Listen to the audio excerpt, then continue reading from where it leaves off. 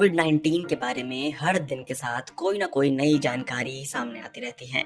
अब शोधकर्ताओं का कहना है कि कोविड 19 बीमारी के लिए जिम्मेदार corona virus bank note, phone की स्क्रीन और स्टेनलेस स्टील जैसी कुछ सतहों पर 28 दिनों तक जिंदा रह सकता है। ऑस्ट्रेलिया की नेशनल साइंस एजेंसी का कहना है कि सार्स कोविड 2 वायरस कुछ सतहों पर उससे कहीं अधिक देर तक जीवित रह सकता है जितना उसके बारे में सोचा गया था। हालांकि ये शोध अंधेरे में और स्थिर तापमान में किया गया था, जबकि हाल में पता चला है कि अल्ट्रा वायलेट लाइट के इस्तेमाल से कोरोना वायरस नष्ट हो जाता है।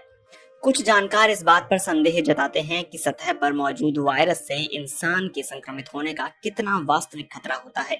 अधिकतर मामलों में कोरोना वायरस का संक्रमण लोगों की खांसी, छींक या बात करने से निकले थूक के बारीक कणों से होता है।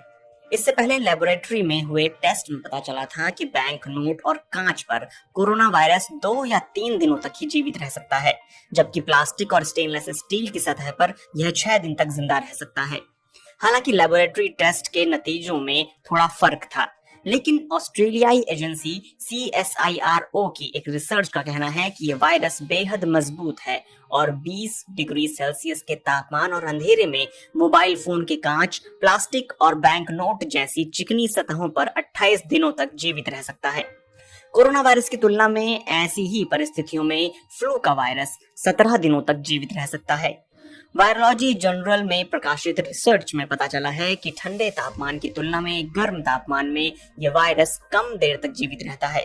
40 डिग्री सेल्सियस पर रखने पर कुछ सतहों पर यह वायरस 24 घंटों के भीतर संक्रामक नहीं रह जाता। चिकनी और कम खुरदुरी सतहों पर यह वायरस अधिक दिनों तक जीवित रह सकता है, जबकि कपड़े जैसी खुरदुरी सतह पर यह 14 दिनों तक जीवित नहीं रह सकता। कार्डिफ यूनिवर्सिटी के कॉमन कोल्ड सेंटर के पूर्व निदेशक प्रोफेसर रॉन एक्सेल ने इस रिसर्च की आलोचना की है। उन्होंने कहा है कि इसमें कहा गया है कि वायरस 28 दिनों तक जीवित रह सकता है, जिससे लोगों में अनावश्यक डर पैदा हो रहा है। यह वायरस खांसी या छींक से गिरे थूक के बारीक कणों और गंदे हाथों से फैलता है, लेकिन इस शोध में वायरस फैलने के कारण के रूप में इंसान के ताजा बलगम का इस्तेमाल नहीं किया गया है। इंसान के ताजा बलगम में बड़ी संख्या में व्हाइट सेल्स होते हैं जो वायरस को नष्ट करने के लिए एंजाइम बनाते हैं।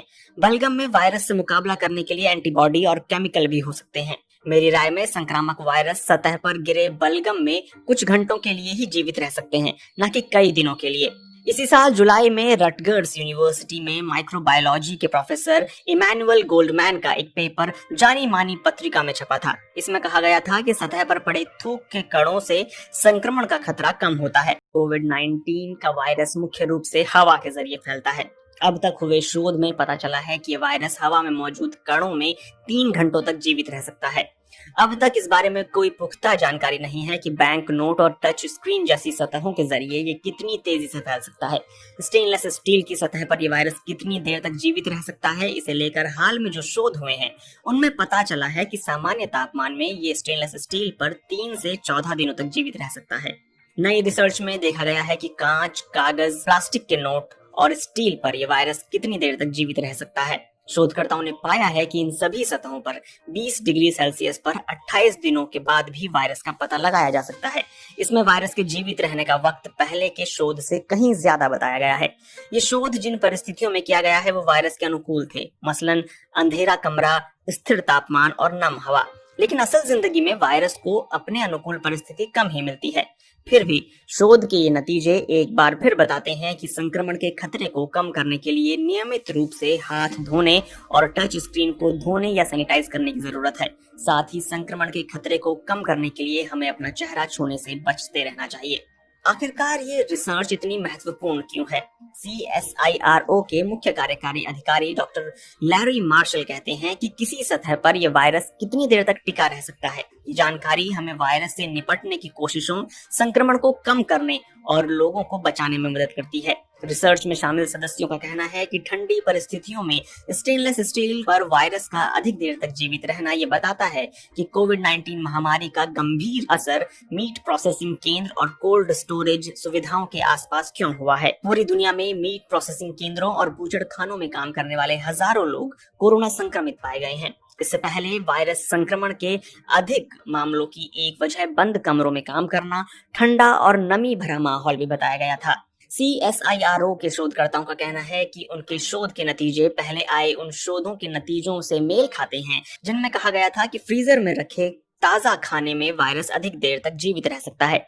विश्व स्वास्थ्य संगठन का कहना है कि खाने या खाना पैक करने के कारण अब तक कोविड-19 के मामले दर्ज नहीं किए गए हैं।